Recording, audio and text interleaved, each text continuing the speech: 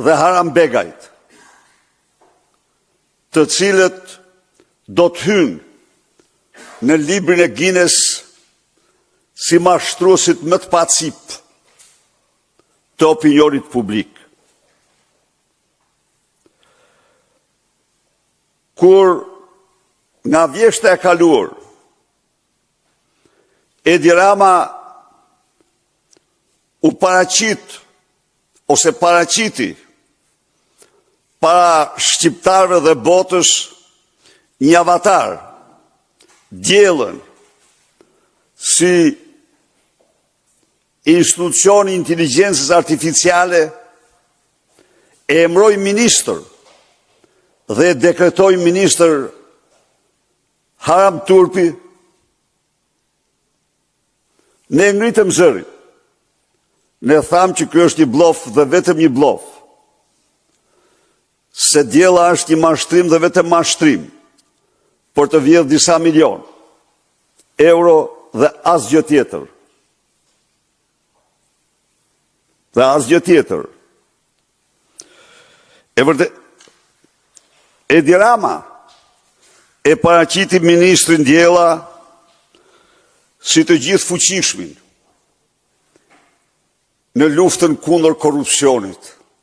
Për fat të keq, mediat ndërkombëtare fillimisht u mashtruan nga ky bllof i turpshëm, nga ky akt i paprecedent në historinë e botës. Ndërkohë që Diella s'kishte asnjë lidhje me urtësinë artificiale, nuk kishte asnjë element të saj, ishte thjesht një avatar bosh, një blof i Edi Ramës për të maskuar vjedhjet e tij të tmerrshme që do të dëshmoheshin dhe që dëshmohen çdo ditë. Për sa më sipër, fal një eksperti ndër më të shquarit e fushë ndërkombëtar, Patrick Quirk, i cili i ka kushtuar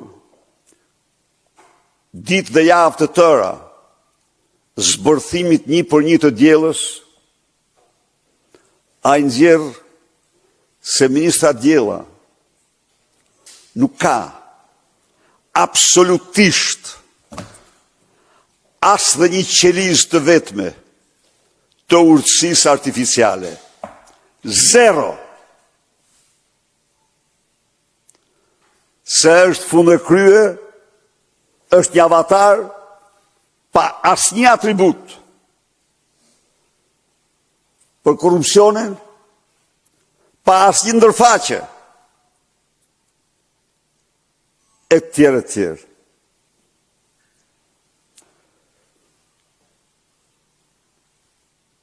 Një shkrim i gjatë i një profesionisti të përgjegjshëm, ndërkombëtarisht të njohur në këtë fushë, nxjerr në pa të gjithë shëmtinë e mashtrimit Rama Begaj, Begaj Rama, të cilët përdhosën kushtetutën, përdhosën moralin e shtetit shqiptar, mashtruan shqiptar dhe botën, duke emëruar një ministre, një botë pa asnjë funksion për korrupsionin, pa asnjë atribut, pa asnjë aftësi. Ky është një krim i shëmtuar. Kushtetues. Kjo është një damkosje tjetër e imazhit të Shqipërisë në Europë dhe në botë. Sikur të kishte minimumin një nonagram moral, Edi Rama, pas zbulimit të këtij skandali, duhet të jepte menjëherë dorëheqjen. Do të pasonte pas tij pengu i Edi Ramës.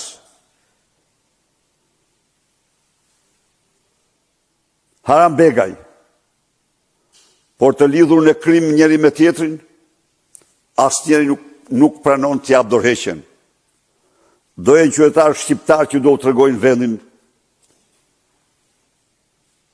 këtyre mafiozëve që tallen, që shtrojnë Shqipërinë në një tallje botërore.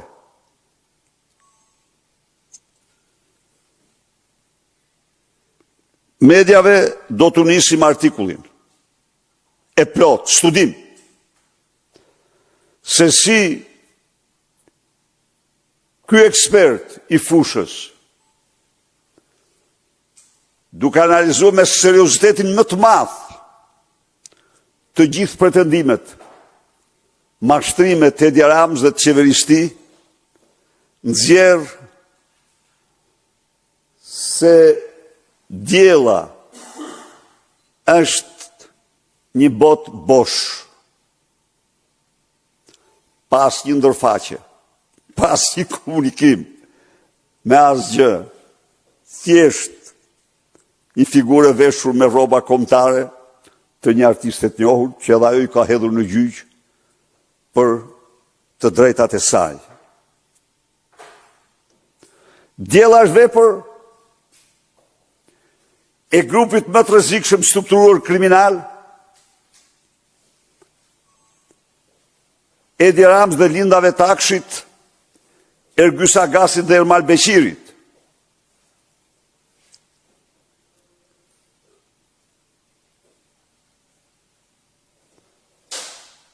Turpet tilla kombëtare nuk kryen as kërkush, as një kryeministër.